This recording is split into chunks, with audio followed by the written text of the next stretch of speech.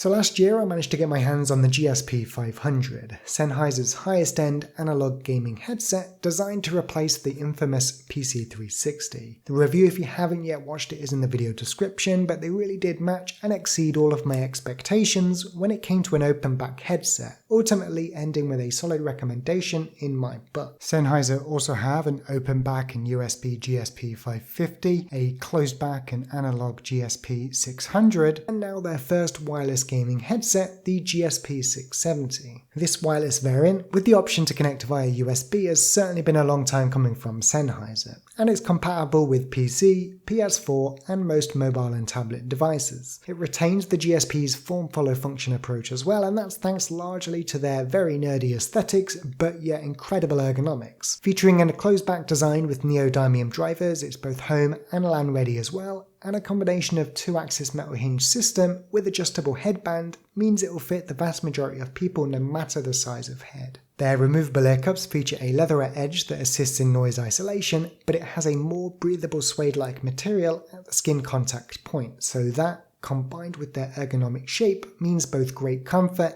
and noise isolation, i.e. they really do present the best of both worlds. Not only that, but the GSP 670s are also incredibly well built, whilst also offering a decent amount of flex if needed, and having used them for the last 7 weeks, I can certainly say they'll withstand the test of time as well, and although they do weigh in at roughly 406 grams, a slight bump from the 500s, thanks to their great foam cushioning on the headband, it's something you'll soon forget. Now on the right ear cup you'll find the volume dial, and in this case it also acts as the power button that allows for 0 to 100 in range, which is great. There's also a programmable smart button and a voice mix dial here too, with the latter being incredibly useful, acting as another output in Windows 10. This means that not only can you adjust the game and voice chat balance for yourself and what you hear, but as a streamer, even prevent your teammates from being audible to your viewers through your streaming software, potentially avoiding an awkward TOS situation. And over on the left ear cup, you'll find a fast charging USB port, which additionally doubles for its use in Windows,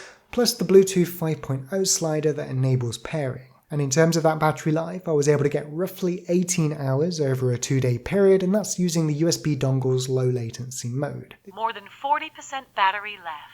This is actually an increase from the advertised 16, but that's likely because the headset is able to intelligently turn off when not receiving audio. But if it does happen to die mid-game though, and you'll be warned in advance if it's about to, then 7 minutes of charge time will roughly equate to 2 hours of usage, with 1 hour needed to charge it from 0 through to full. I would have liked to have seen a USB Type-C input instead of the micro USB Type-A, but this should mean, as it did for me, you have plenty of spare cables lying around, and in my case, a small enough one that I could hang it on the side of my XL2540 and charge it from there, keeping an extra cable off my desk. Perfect and accidentally brilliant result. The wireless range on the headset is also bang on as advertised, or at least as far as I could tell, because it cut out at roughly 9.5 meters, which also happened to be behind a lift in my case. So moving into gameplay, the GSP 670 sound output is both natural and spatial, and with a frequency response of 10 to 23,000 Hz, most surprising to me is that there's a decent amount of bass here too, and that's given it's usually the first thing to go when jumping to wireless,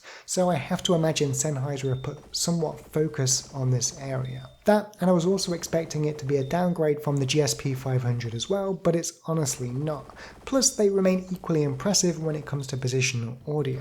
Whilst I personally continue to be a dedicated pair of headphones and microphone kind of guy, has to be said, I never truly realised the benefit of going to the fridge between rounds of Counter-Strike, nor did I realise the benefit of being able to hang up my wet washing whilst the jump master guided us to the nearest Mozambican apex. So being able to hear the exact moment you're required to return is so absolutely convenient that, much to my surprise, I'm actually going to stick with this moving forward.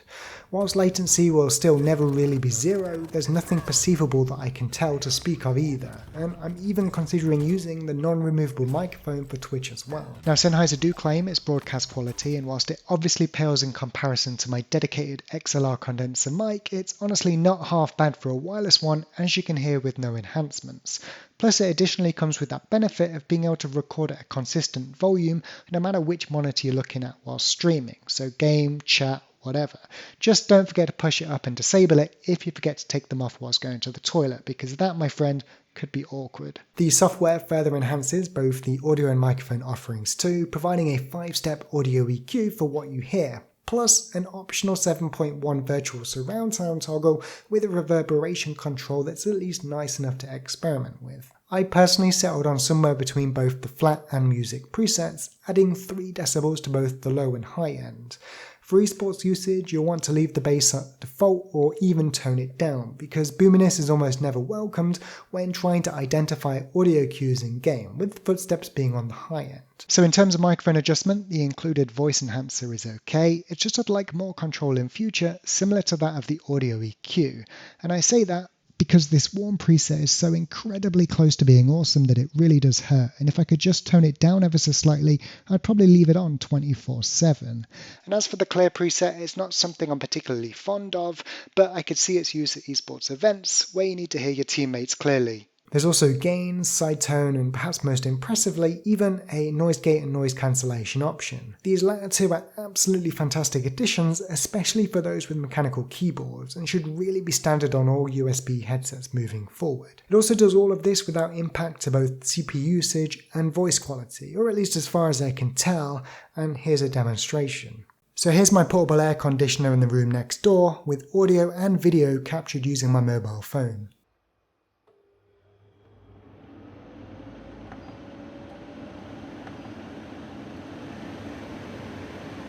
So this is how the air conditioner sounds at full volume, as captured by the AT4040, an XLR microphone that's connected to the Sound Blaster AE9.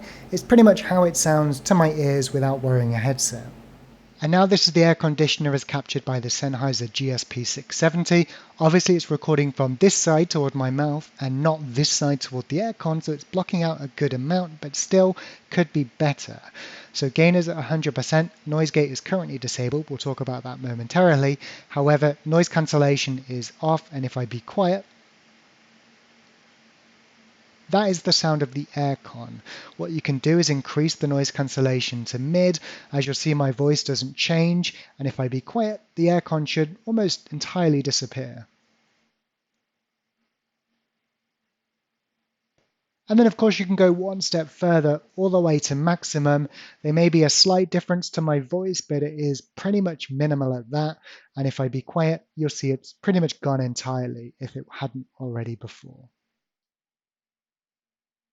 Ultimately, if you're considering picking these up, then providing they're bought from an authorized retailer, Sennheiser's headsets also come with a 2-year international warranty. If you're looking for an all-in-one solution and have the disposable income to spend $349 at retail, then these are truly a no-brainer if you don't mind the bulkier aesthetics. Whilst audio will always be subjective, these are certainly well balanced across the board, and there's a sufficient amount of bass here too, with an optional EQ curve available if you need to tweak them further. The best thing I can really say about the GSP 670 is that you won't realise they're wireless, so take that as you will. Anyway, if you've enjoyed the video, make sure to subscribe, and if you have any questions, then let me know down below and I'll get back to you. Don't forget, I do stream on Twitch, so do make sure to stop by and get involved in the live discussion, and please don't hurt me for abandoning my ridiculously overpowered AE9 sound card for now. I'm definitely going back to it once Sennheiser launch a updated HD 700 successor. Anyway, for now, take care, keep gaming, and I'll see you in the next video.